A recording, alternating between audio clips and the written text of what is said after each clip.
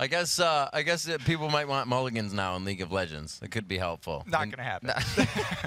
All right, now it's time for our second match of the day, Team Dignitas versus Team Solo Mid. And even though these two squads are tied for third place, they could not be happy with their summer so far. Both teams have a losing record for the split and find themselves on the verge of dropping all the way down to 7th place with a couple more losses. Yeah, whether it's innovation or desperation, both of these teams are trying to change up their games and jumpstart their seasons. Over the last couple of weeks, we've seen TSM run a Xinxiao Annie lane, we've seen Reggie run Zillion, and we've seen Dyrus on Yorick. Yeah. But none of those games turned out well for them. And while Team Solo Mid's experiments have backfired so far this summer, Dignitas is also struggling to find a winning formula. But one of the bright spots for Dignitas this summer has been the added depth to Scar's champion pool. Oh, yeah. He's left behind that inflatable kiddie pool and ventured into deeper waters. Last time he went with Kassadin against CLG, and after making it out of a tough laning phase, he was able to roam around the map and shut down CLG's double AD comp. But Scar's signature performance of the summer was his OP AP that cut TSM down for Dig's second win of the split against Reginald and crew. I remember that one. Scar was ridiculous that game. He got 8 double kills in the match and 19 kills for the game. Or, as I like to say, the inside the park penta. I'm It's a fan of that enjoyable. one. He needs 2 more for 10, but it still works. He did it. We'll see if Scar can go deep again today as we jump in today's starting lineups. On the blue side, it's Dignitas. Kiwi Kid in the top lane, Crumbs in the jungle. You can see these guys chatting it out, communicating. Scar in mid, Cutie Pie getting his 2 cents in, and Patoy, he is ready and poised on support. And on the red side, it's Team Solo Mid. Up top is Reggie, Odd One's in the jungle, Dyrus is at mid, Wild Turtle's on AD carry, and X Special is supporting. We'll see what these guys have for each other coming into this game. It was something I didn't look at, or I didn't realize before, but Dyrus played this way back in week 1. He played Yorick as well. So the Yorick thing is kind of something that I've actually been poking at for a while, but You know not what really I've coming on top. noticed? What is that? TSM Maybe. always do a mid lane and a top lane switch. This could It's be very something. interesting strat. I think they'll continue doing this. I think they may. And they're going to switch Reggie over to mid and Dyrus up to top. It'll have to be Try and keep people on their toes, you know? that LCS mind games. They are deep. Inception. Karthus and Thresh off. Nobody wants to see that from Reginald or Dyrus in the top. So Lee Sin will be off the map as well. Actually, Crumbs good point. has played Nocturne a few times in the TSM matchup, but he really can be versatile in the jungle anyways. He's not really one to be focused. Yeah, Crumbs has a pretty deep champion pool as well. He's got plenty of other options to go with. Awesome. The Dignitas ban for Yi comes out, makes everybody a little bit sad, but what makes me really sad was that first Thresh ban, because I love watching Special's Thresh. He hasn't had a mistimed play in over a month probably. He's just been landing every single one, interrupting all kinds of abilities. He played Lulu in the lot at the beginning of the split, and then after that kind of all-star thing, he was like, this is good, and I know how to play really good. So he's been locking that down. Oh, Kiwi Kid loves his Fisherman Fizz, but I don't know. That may be one of the things that they've let him play it, but might fall into that category of not this time. One time. I remember seeing it that one time back in Spring Split. It was not a pretty game, and I believe that Dignitas were scarred after that. Scarred? They were scarred after that. No more Fizz.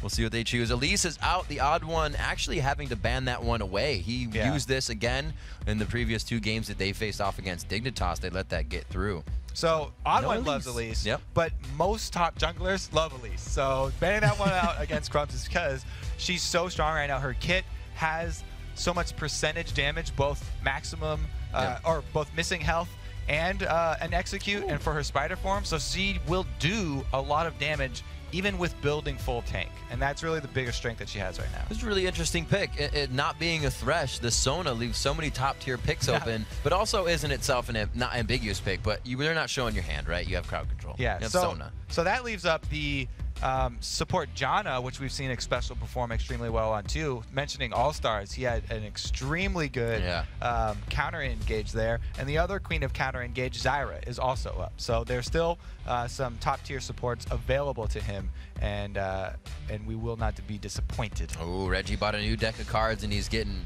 itchy to try it out on this one. We'll see if he can pull out the right ones in his magic tricks. Odd One locking in Dyrus's Jace, so a safe and powerful lane to come from there. We've heard Dyrus say before, I can carry the game. Yeah, I'm Jace. I'm on Jace. I'm on Jace. So Jace definitely safe and powerful champion. He loves that champion, very comfortable with him. But Reggie locking TF, every TSM fan just kind of got a little bit farther up on their chair.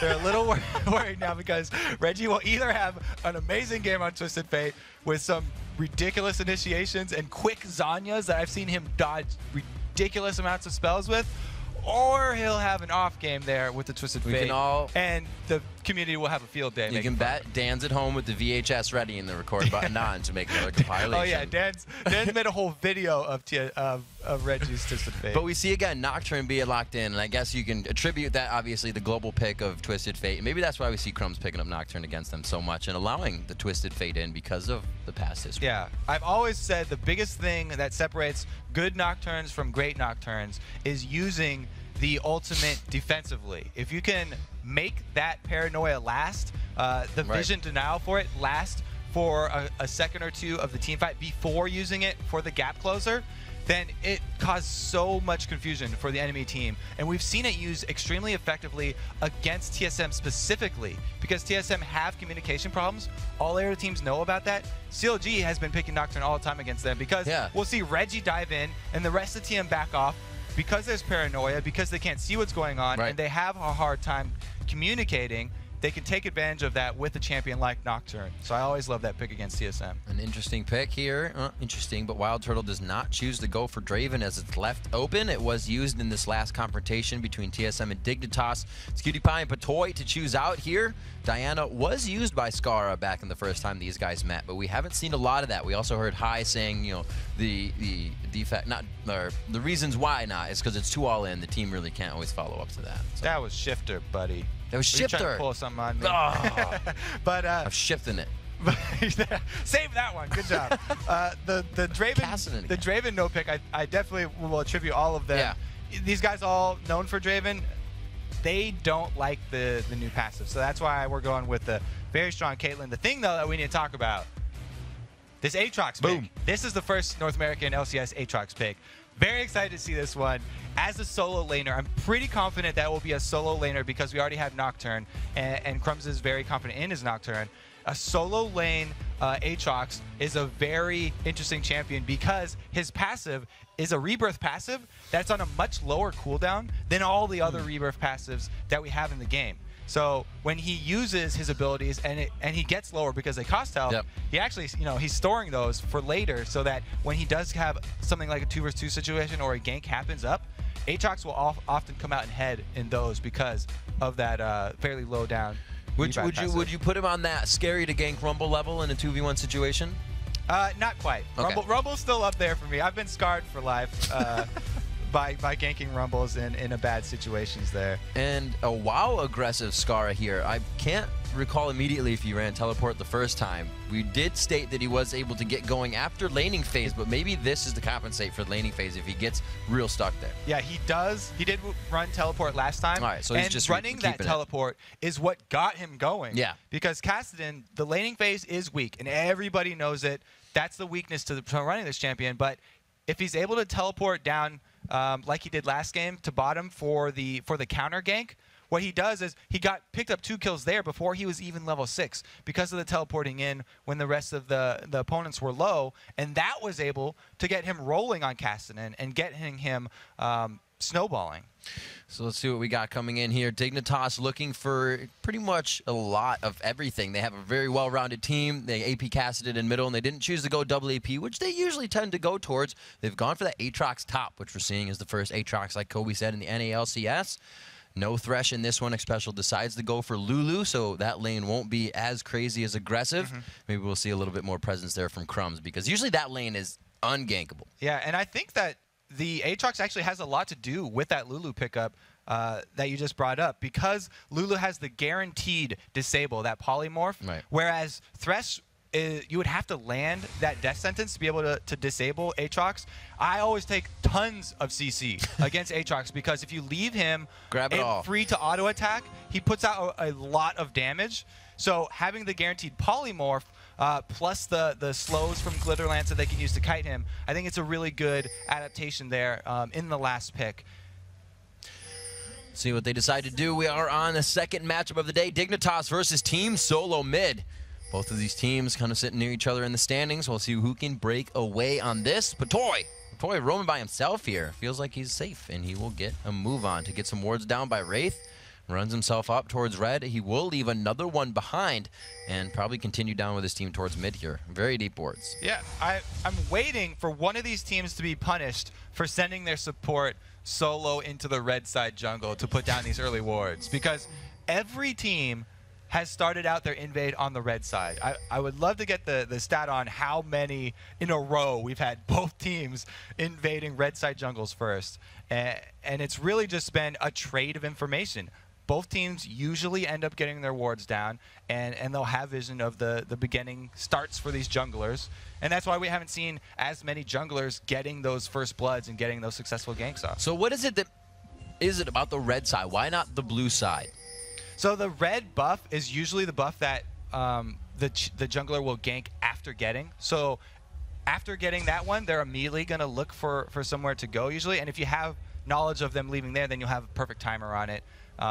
Plus, if wherever the jungler starts out, unless you're going to go for an engage to contest the first buff, that one's usually just help and give it to him smiteless. All right, here we go. The red buff start for both. No, actually see the blue on one. Red for here coming in for Crumbs. We may see a fast one from him, and he may go to blue and be seen. We do have the 2v2 in the top lane as both teams have swapped it around. So we're going to see how this fares. Sustain on the lane for Dignitas. And since we've had both junglers starting on the bottom side of the map, Nocturne starting red and NASA starting blue, it could culminate in a 3 versus 3 situation up in that top lane. Because, like I said, after their second buffs, a lot of junglers go for the ganks. The one that wouldn't would probably be that Nasus. Odd One could just continue farming up the rest of the small camps that he has. And especially, that would be the better choice, since both teams do have vision of the opponent's jungler. And it's just more beneficial for the jungler at this point to keep on farming small camps instead of going for those ganks. Now, Kobe, as things are kind of slow right here, and we look at the bottom lane and kind of the mid lane simultaneously, the teleport on Kassadin, and you said, you know, that's to get to each lane, whatnot, do what he needs to do. Obviously, teleports anywhere, but TF's in the bottom lane. Will that hurt them once he comes to 6? When TF gets 6, yeah, they definitely wanted to match Skara up against the worst possible opponent. Right, so the a AD, Jace, yeah. A Jace starting with a Doran's Blade is a whole bunch of attack damage, and they were looking to catch Skara off guard, so hoping that Skara would rune for magic resistance for the Twisted Fate, because he's expecting a Twisted Fate matchup. Right. So if he takes all these magic resist runes, he'll be very vulnerable to this offensive start that Dyrus went, and he'll be taking a lot of harass early. We'll see how this works. It does work in favor of Reginald to keep that distance. He has his gold cards to stay safe against the AD of Aatrox. But in the bottom lane, looks like both junglers kind of reading each other like a book here. Gonna get meet in the 2v2. Oh, Dyrus coming down on the backside. He just used his wings to Q down for Kiwi Kid, so he can't escape on this one unless he flashes. The hits go down. He will go for the passive there, and they're just going to congregate on. An attack comes from the gold card. They finalize with the kills, and the first blood goes to Reggie. 3 in the bottom lane. Kiwi Kid chooses the wrong time to go aggressive there. Had the jungler in the wings, but since TSM went with the lane swap, they got the advantage from mid lane. Having Dyrus be that giant bully against a Kassadin who was expecting Twisted Fate allowed Dyrus to not only get harassed onto Skara, but also shove the lane, roam down for the 3 versus 2, and they took out the passive and they took out the first blood. It was getting baited on the bait. I really liked it, and well played. Good movement by Dyrus there. Really good communication, so it seems, by TSM, unless everybody's just kind of working in silence right now. Sometimes it happens, and sometimes good things come from it. We got 5 minutes coming up on the clock. TSM able to grab first blood before that, but a very different game from a TSM turret pressure game because we're getting the matched up lanes again. And the thing that I also have to shout out, just one more to tack onto that last duel down bottom. The reason that Skara didn't teleport down there was, again, the early harass that Dyrus had gotten off, and the fact that the initiation of the fight took Kiwi Kid so low that if Skara went down there, he would just be wasting time because they wouldn't have gotten anything back. And he was just trying to at least get some farm in the mid lane there. Not too much discrepancies on any of the lanes.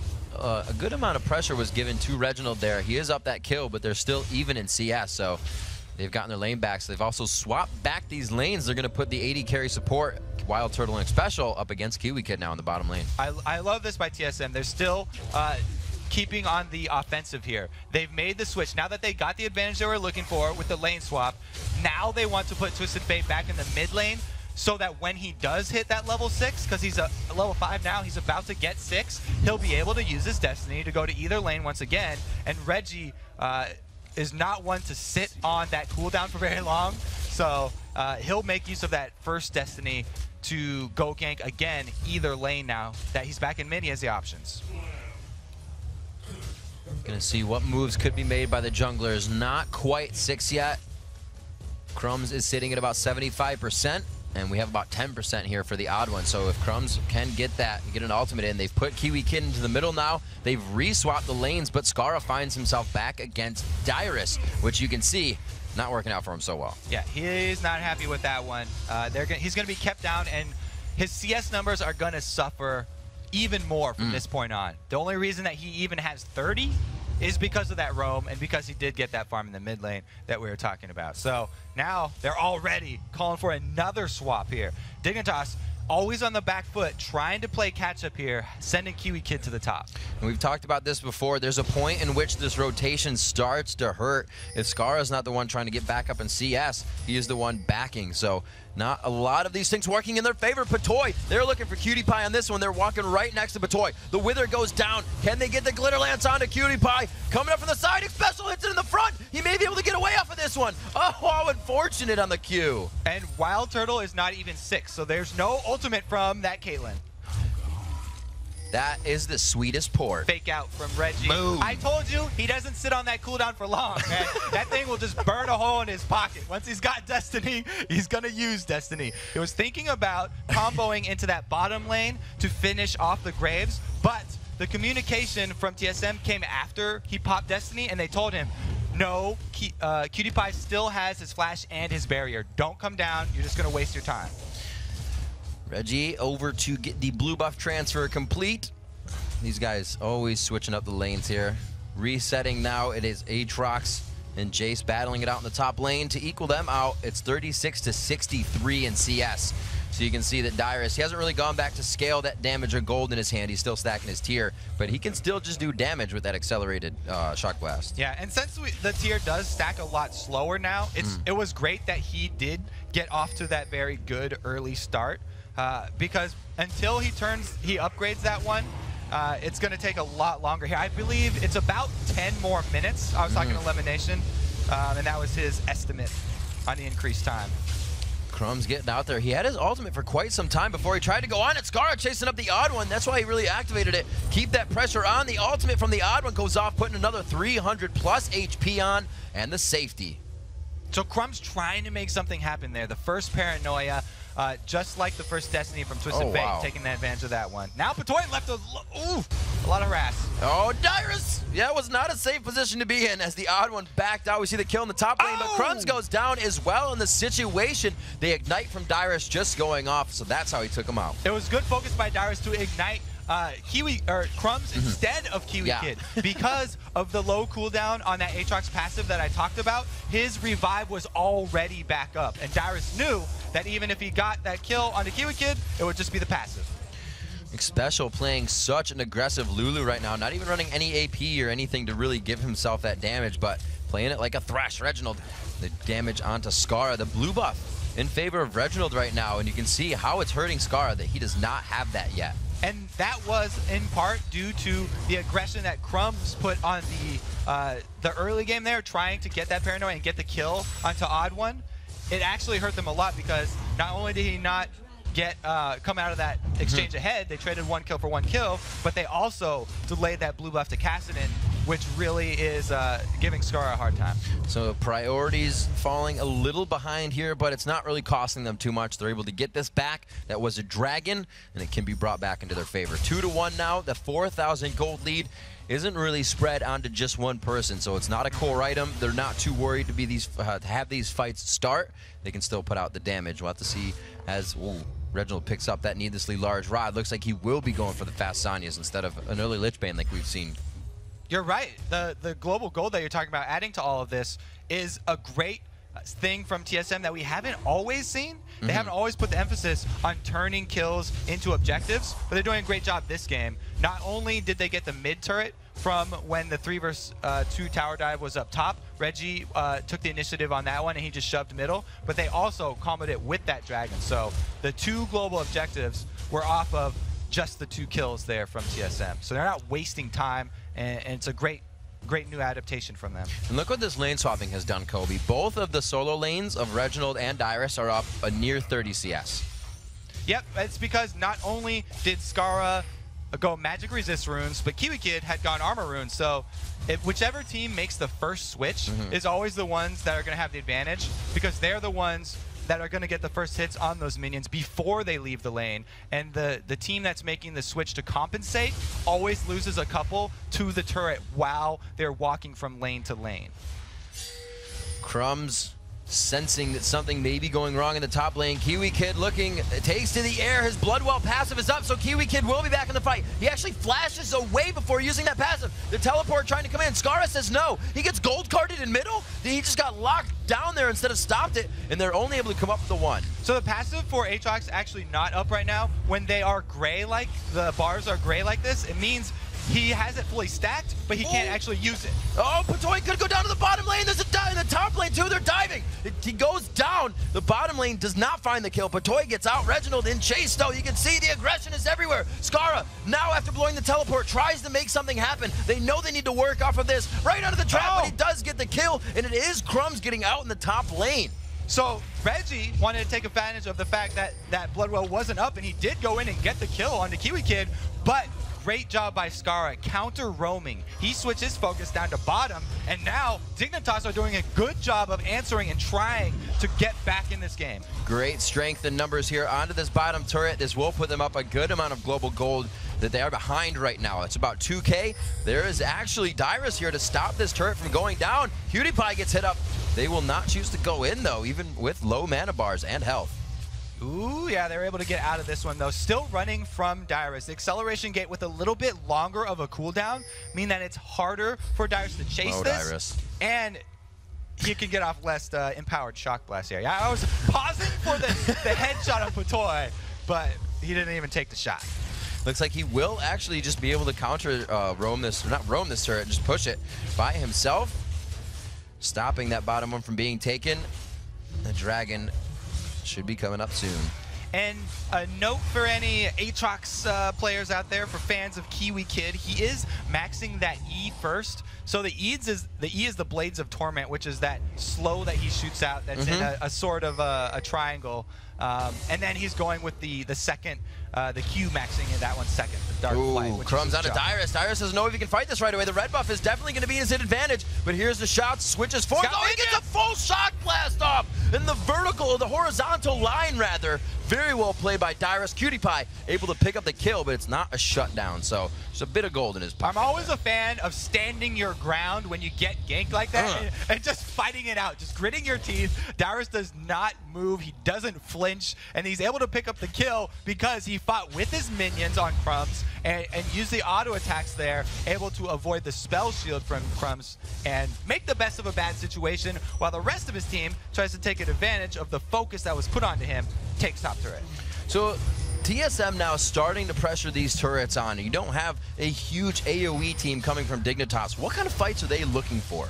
Whenever you do have a Kassadin, especially a Kassadin with teleport, you're looking for Skara to hunt down people and take them out, because Kassadin is an assassin, and he's a very mobile assassin. When you stack up your Rift Rocks, not only do you gain a lot of distance, but also it stacks damage, and it does a lot if you can actually land that on someone. So they're looking to pick people out when TSM are split pushing, because they know Reggie on TF. Reggie's going to be trying to split push a side lane, and Skara's goal is to find Reggie, hunt him down, and cut off his head. I'll have to see if Dignitas can do it. It looks like a very high front end burst team off of that initial blast. TSM bringing the DPS to the fight constantly. And we could see a dragon go kind of sour here for Dignitas if they try to take it. They don't have that damage they would need. Like you said, it's single target. They want to find somebody out. Not a full fight. So we see Dignitas Skara taking his time, grabbing blue. They're going to set this up and figure out where TSM is before really figuring out what they want to do. Well, TSM's probably going to be at that dragon. Yeah. And they do have the timer. Seconds. So when TSM heads over there, you know, with the Nasus, which is why they're going to focus on this objective, they can burn it down very quickly.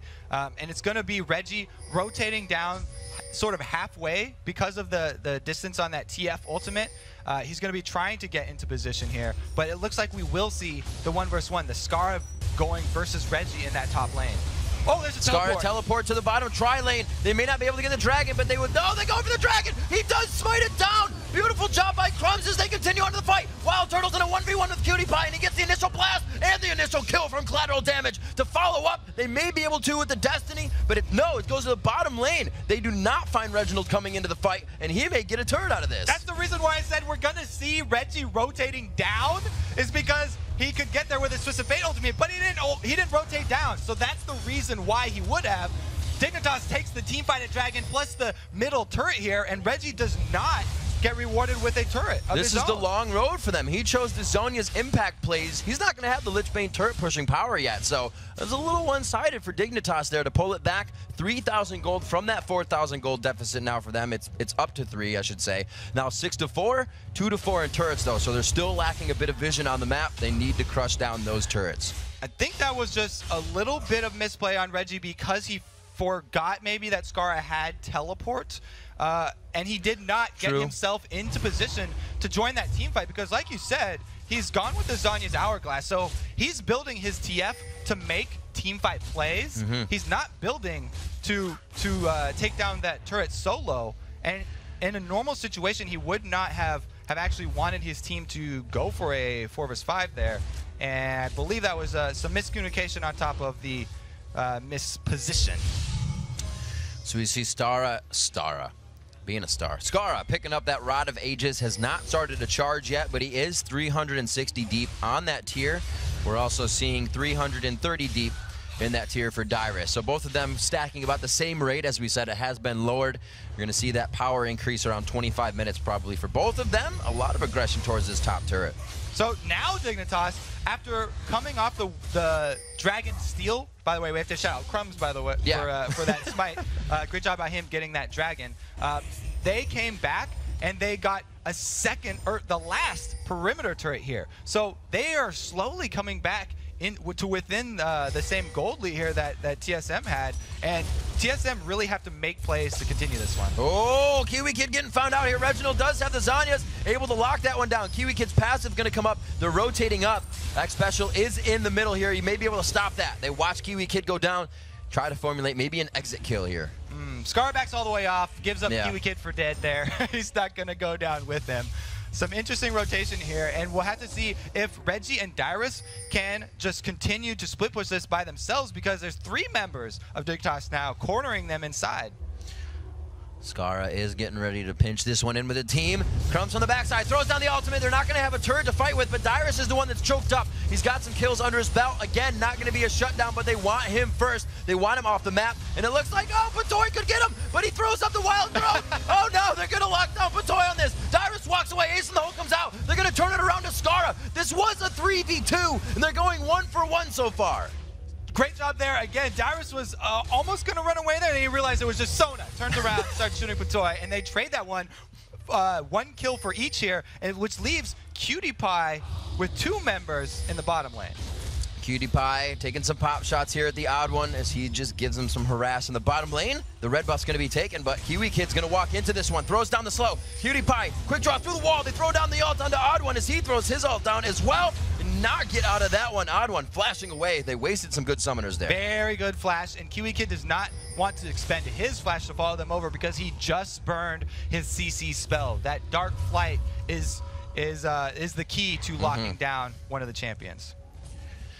Both backing now, Odd One and Wild Turtle. The Infinity Edge coming in. The Aegis just being finished here before 20 minutes. Some nice core items to have, but a little bit after the average we've seen of those core items of a Bloodthirster or Infinity Edge being finished around 16, 17 minutes. So a slower game for everyone coming into this. They have been trading a lot though, and there's been or maybe just their buys, their backs have been slower. Yeah.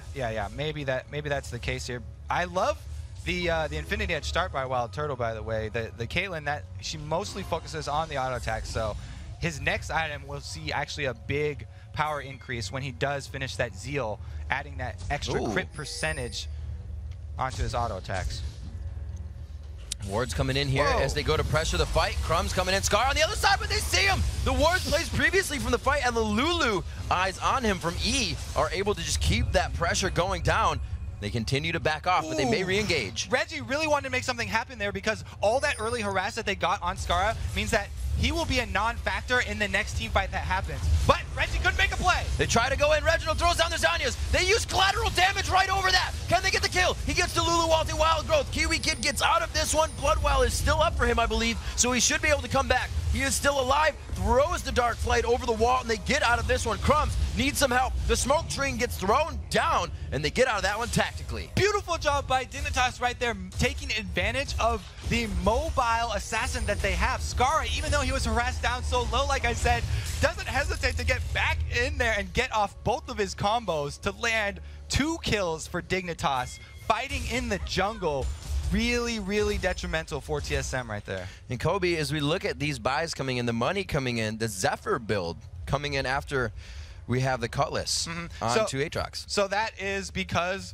the same reason that I always love a lot of crowd control when I fight an Aatrox is the reason that an Aatrox is going to build that tenacity from somewhere. And since he had gone with the Ninja Tabby because he was trying to lane against Jace and reduce auto attack damage, it made him get his tenacity from a Zephyr. See how he contributes to the fights with this, just kind of being chaotic, always mobile, and they get the odd one, but they didn't know they were getting extra pinched. The ward coverage isn't on that side of the map, and Dignitas is kind of blindly going into these fights. They lose. Scar, Crumbs gets the spell shield out. Scar over the wall with the Rift Walk. Crumbs may have just sacrificed himself for the team valiantly. The last few shots, to the skies, and he throws the hammer down as Dyrus comes up with another kill. Oh, Crumbs is a hero. He goes in to save Skara, and he will be remembered when they do write down the last entry in the book of Skara. 22-30. The Dragon, again, going to team solo mid here. They've been able to just pretty much lock down that timer. Crumbs with a very good steal on the last one, and they made sure that didn't happen again. They take him out and take the Dragon. Yeah. Regardless of the sacrifice there from Crumbs, that was a poorly laid trap from Dignitas. No vision. Yeah, it just happens that the member of TSM that they caught in their trap is the tanky odd one, the Nasus, who's very hard to bring down, and they couldn't burst that champion down, so they paid the price for it right there. And not only did Crumbs die, but Skara actually burned his teleport to get out of there as well because he thought that the rest of TSM were chasing him, but they had actually just switched their priorities and gone for the Dragon. TSM, they're not chasing for kills. They are going for objectives. They are objective focused now. Very direct, and gotta say different at this point from what we've seen from TSM. A lot of their calls have been causing them problems, but right now it seems like they are all on the same page. Not a lot of lips moving, but you can see when we hit Reginald, always talking on that screen. And Reginald is the one that loves talking and hates being I don't know, disagreed with. Right. So, yeah, it says it puts him on tilt almost. So when you see him doing most of the talking, that's actually really good for TSM. Because if he's getting some points, any flack, yeah, exactly. If he's getting any flack from the rest of the team, then he says that it kind of puts him on tilt. It's just the way that TSM sort of operates, for better or for worse. They follow Reggie.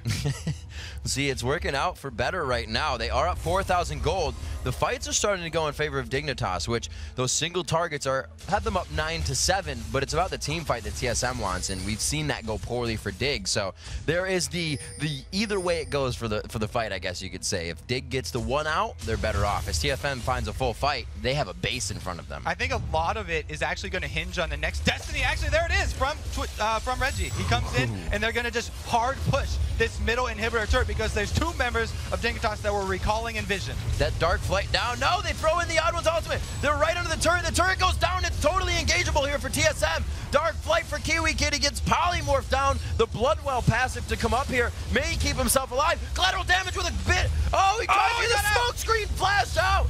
Odd One, fast fingers, and he gets himself the safety. Reginald trying to pull out the gold card. They have safety for the engage or disengage, which they will follow through with. TSM, such a good. We just talked about them following Reggie and being decisive with their calls. They all were in position to shove the mid lane while 2 members of Dignitas showing their recall animations. This allowed the complete confidence from TSM right there. Even if they were not completely confident about winning a 5-on-5 team fight, they knew they could get that turret down before Dignitas got into position for that fight. There's no gigantic impact initiation for these guys. It's going to have to be a flash crescendo. They walked around a Kiwi Kid. We're able to focus them out. It's the team they have is great for the assassination, but they're digging themselves a hole here. Yeah, there's the assassination. Dyrus is in trouble. Oh my God, he's gonna turn it around. Oh, he couldn't see Dyrus either side. He knew he was actually, or rather, Scar on the other side. Knew he was going down to Ignite, so he focused on Cutie. They may be able to do this again. The lack of wards that are coming into this side of the jungle is definitely hurting Dignitas on their engages. Second time that Dyrus has been able to grab a kill by not running when he gets engaged on it. He just stands and he fought it, and he took down Skara, which is a very good consolation prize for TSM. They had a few on the entry, but past that, it was Dyrus to really give them the welcoming committee and the rest of TSM to follow through. 10-10 at 26 minutes. It's starting to even out, but TSM definitely on the aggression. Yeah, and what I was going to say before that last jungle fight was in the last base fight at that inhibitor turret for TSM, Crumbs got an amazing Dark Flight off. He got the 4-man knockup, but the rest of Dignitas was not in position to capitalize on it. So all of TSM's planning and their shot calling is what won them that fight. The Oracle's out for Patoy, doing exactly what they need to remove the wards out of the jungle, because TSM's taking this to lane fights. Oh, Scar being very, very aggressive. Oh, Cutie Pie gets caught out. Reginald coming in to make the play and started off with a follow-up damage. Looks like it's a good day for Reggie TF here. He does get the catch on the most important member of Dignitas, taking out the gigantic burst damage that could come from Graves. 28 minutes in here, 27 and a half. TSM begins to breach that first inhibitor. They take it down and they play the surefire safety. 1 minute on Dragon, but eyes on Baron right now as Dignitas very scared of the big worm on the mat. So they're going to be the ones trying to dance it out and make TSM make a mistake. Yeah, and as we look at how we got to this point, even though it's 10-11 in kills, it's the gold lead is very telling of the change in TSM mentality that I keep returning to, and the focus on objectives. That's where they're getting their gold, and it's because they've actually given up kills. They have decided to not chase members of Dignitas and instead go for the sure gold of grabbing either Dragon or the turret. You can see both junglers have had the same amount of time to farm here at 120 apiece, but those lanes that had that 30 CS discrepancy, Scar is still behind by about 80, but it's been caught up by Kiwi Kid, who's really the initiation we're seeing. He's finally getting armor, but everything he's building is a piece of a recipe right now. There's no core items from him, and that's hurting. Yeah, exactly. Dignitas never recovered from the brilliant early lane swap that TSM pulled. Sending Reggie, the TF, to the bottom lane caught so many people off guard, because TF, like I said, always likes to be in the mid lane so he can use that destiny to go top or bottom. So most teams, pretty much all teams, assume that TF will go mid, and sending Dyrus over there, they were able to keep Dignitas very low farm for laning phase. You can see the team very poised. There's a flash crescendo. That's exactly what they wanted. Reginald throws down these Zanyas. Everybody's still trying to go hard, though. They're keeping themselves in a wall of just meat to take the damage. Can they turn it around? Dyrus with the passive coming up. Kiwi Kid still very much alive with that passive. They are able to clean up onto this one, and they had just enough assassination with the crowd control of Crescendo.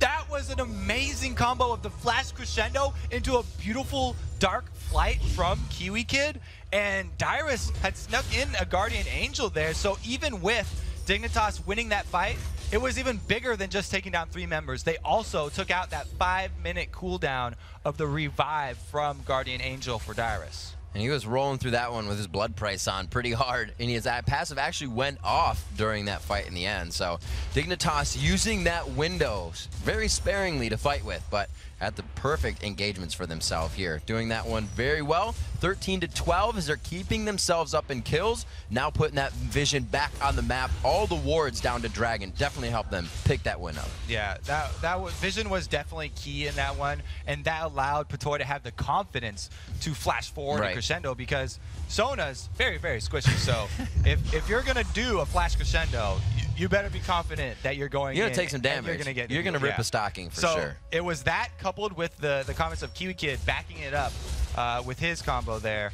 And by the way, since this is the first time watching Aatrox, if his bars under the life bars are gray, that means that his passive's on cooldown. And if they're red, that means he's going to jump back up. So it's some nice timing in there. It did come off cooldown in time for him to use. And it looks like he actually goes straight for a Warden's Mail. So he is trying to just mitigate as much as he can right now while still dealing, because he picked up that Blade of the Rune King quite fast. He was sitting on a lot of gold. So we're seeing Dignitas, some of the members here, fight without that money put into their inventories.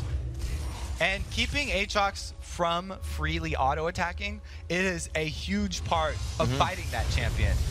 Here we go, Crumbs with the initiate. On to Dyrus, and no, Reggie's right there, shielded. Oh, but they didn't time the hammer. They didn't get the lockdown, though. He still chases. He has the Dusk on him, so he's got the movement speed from that Nocturne, and it looks like they're going to keep going. No, the turret aggro onto Patoy. They will lock down one more attack. The E coming in from Aatrox. The lockdown from Kiwi Kid. Will they continue? Crumbs in kind of a sticky situation, but he's all right on the other side of Spirit Fire, and it looks like they will make an exit. 3 members of TSM only up, but they do have Dignitas on the run here because of how much damage they took from tanking the turrets, and they're not able to corner anyone. Oh, Cutie Pie almost getting caught out as he tries to take out a ward. Red buff onto him means these fights just synergizing. It's not a huge thing, but all the little things are in their favor. Your AD carry has the red buff. Kiwi Kid now getting fed after kind of a hard laning phase for himself. He definitely got focused a bit up there, but Aatrox definitely able to come back if you've beaten him down a bit. And that is the bonus of running Kassadin and Aatrox as your solo laners. They both have those gap closers, so when Crumbs is able to catch out Dyrus like that with the paranoia, they can actually get into position. They're some of the few champions that can actually get back into position. You can see Skara rift walking all the way up from that mid lane, repeated rift walking, and he got in lane to land his slow and his silence. And that's the combo that Dig would love to catch again, is picking people off like that with their very high damage mobile solo laners. TSM definitely showing strength right now, just waltzing into the jungle, no wards to be placed down. They said, it's our blue.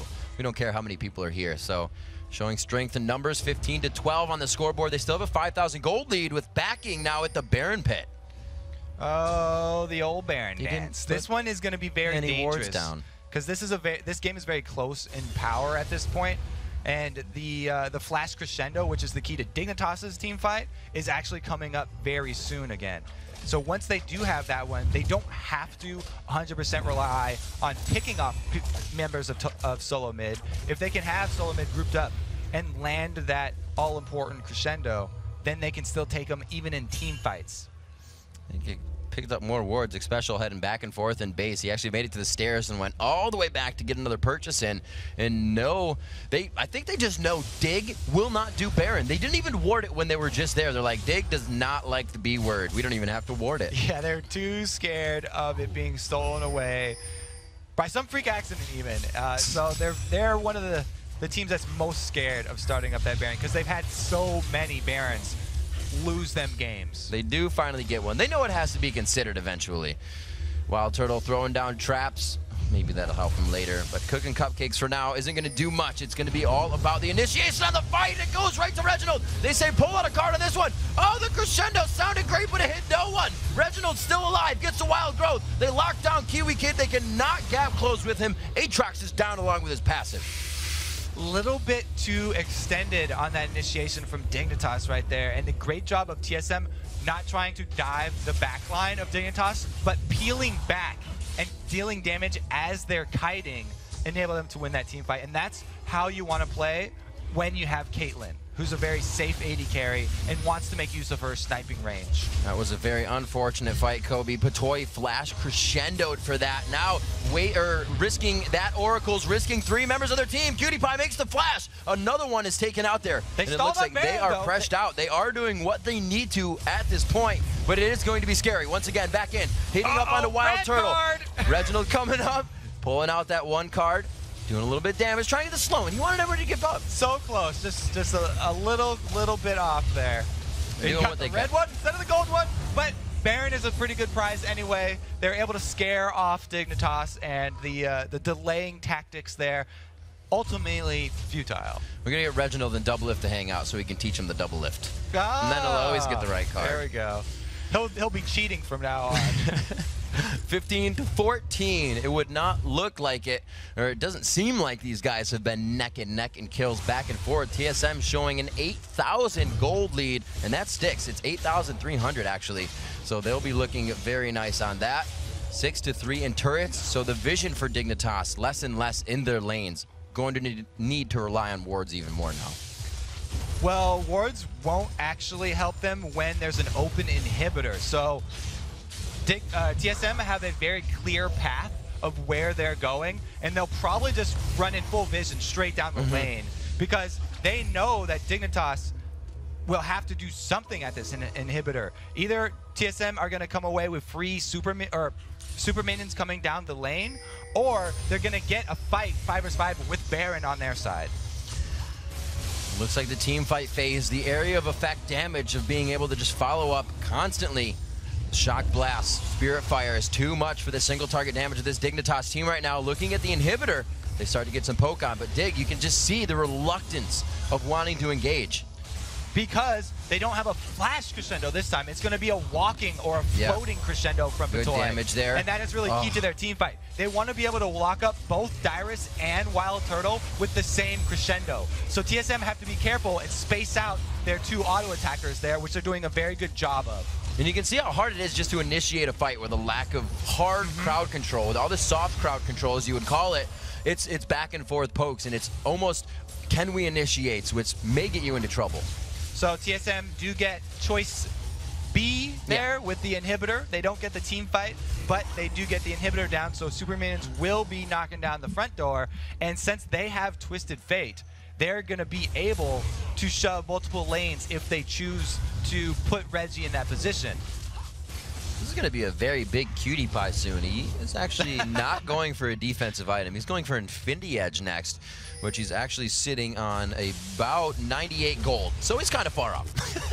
Yeah, it's going to take a while to finish that one up. He's alone. He's actually opted for upgrading Home Guards, which delays it a little bit, but it's a very strong buy because anytime your inhibitors have been breached, your first line of turrets there, you pretty much need to have your Home Guards so you can get back out and try to make the comeback. I like the buy, even though it will delay those giant crits a little bit longer.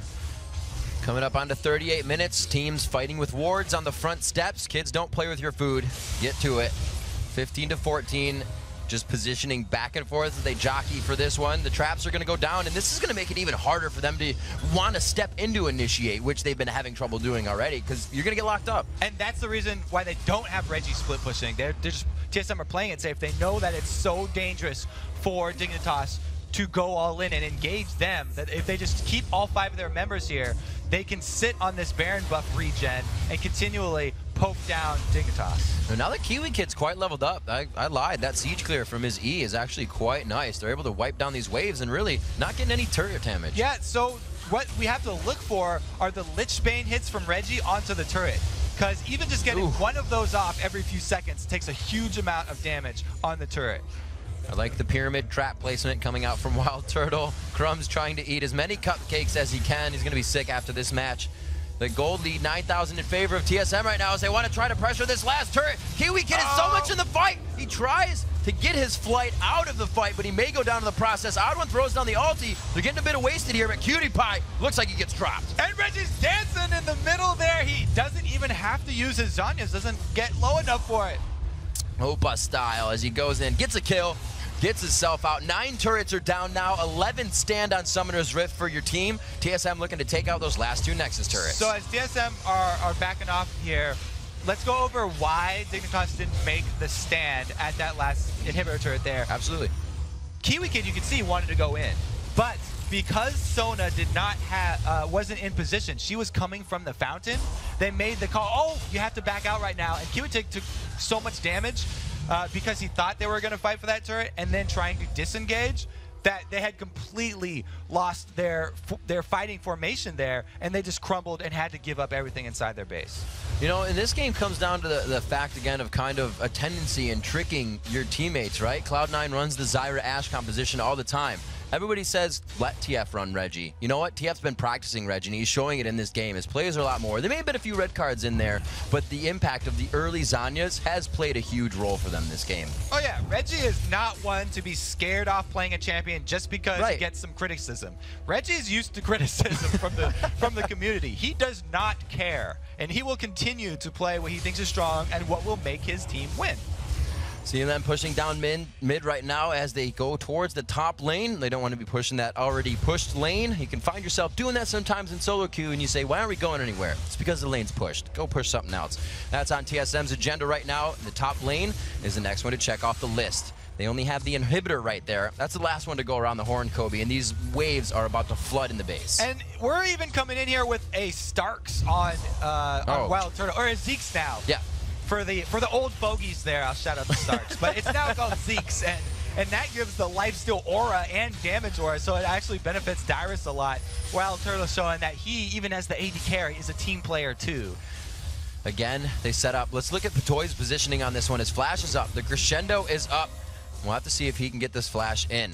That's going to be a third one down. The Nexus turrets are taking a beating right now. It's all or nothing. They decide to go in. Patoy comes in. He walks that one out. The crescendo hits, but the wild growth kind of popped everyone out of that range. Scar going down to the backside. They're trying to lead them a bit out of the base, but it's looking grim, Kobe, as one Nexus turret goes down with the team. And this one is going to be the story here as TSM have full reign over Dignitas' base. Wild Turtle had a great flash to get just out of the range of that crescendo. A great game played, a lot of adapting happening, and we can see, like you said, Kobe, what happens when you're the first one to switch a lane. If you can continue that adaptation, it plays in your favor greatly. Exactly. TSM got off to a great start by an amazing lane swap.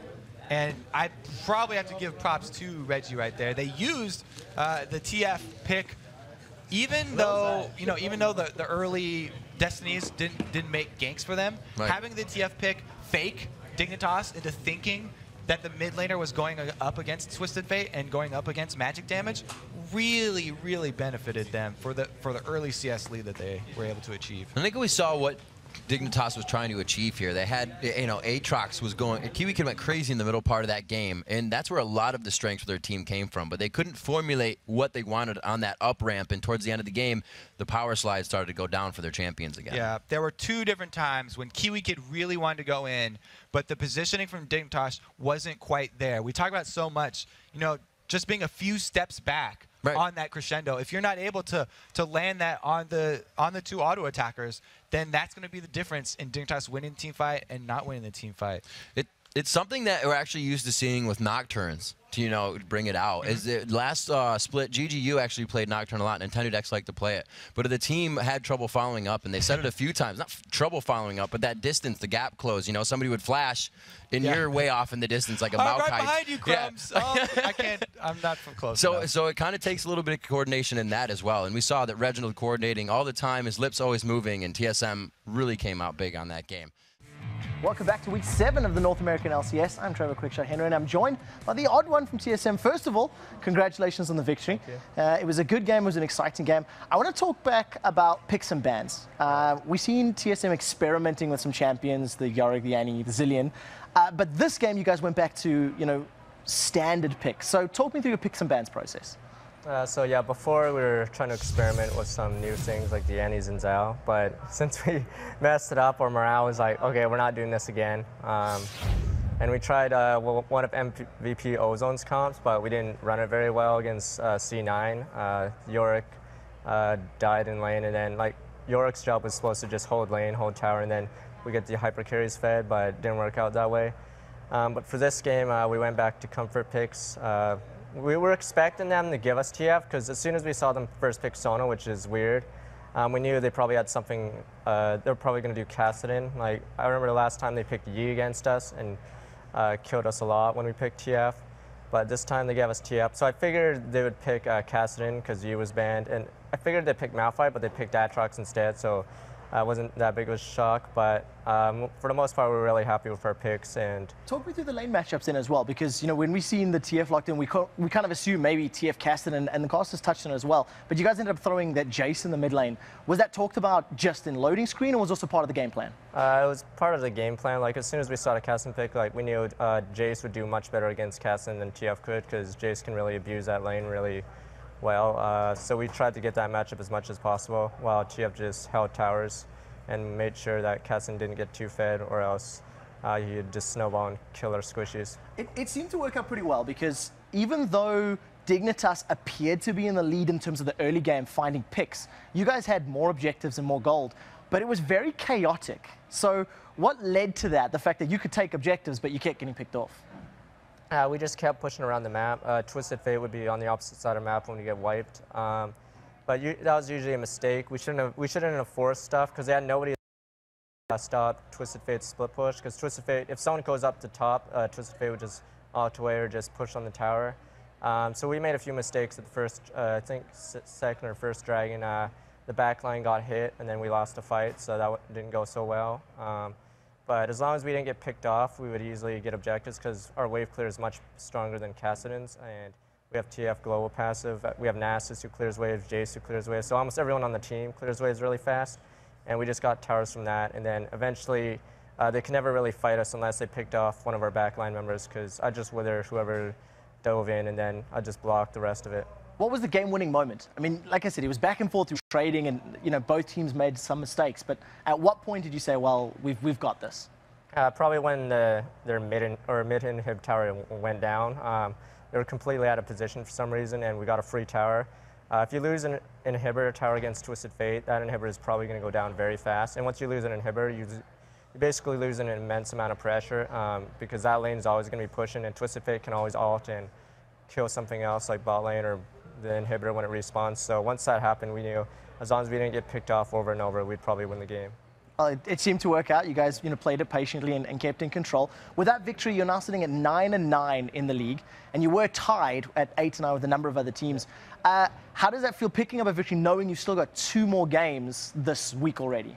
Yeah, we take it one game at a time. Right now, yeah, we have to face second place and the first place team. So if we do really well this week, it's very possible we could be closing in on second, if not second.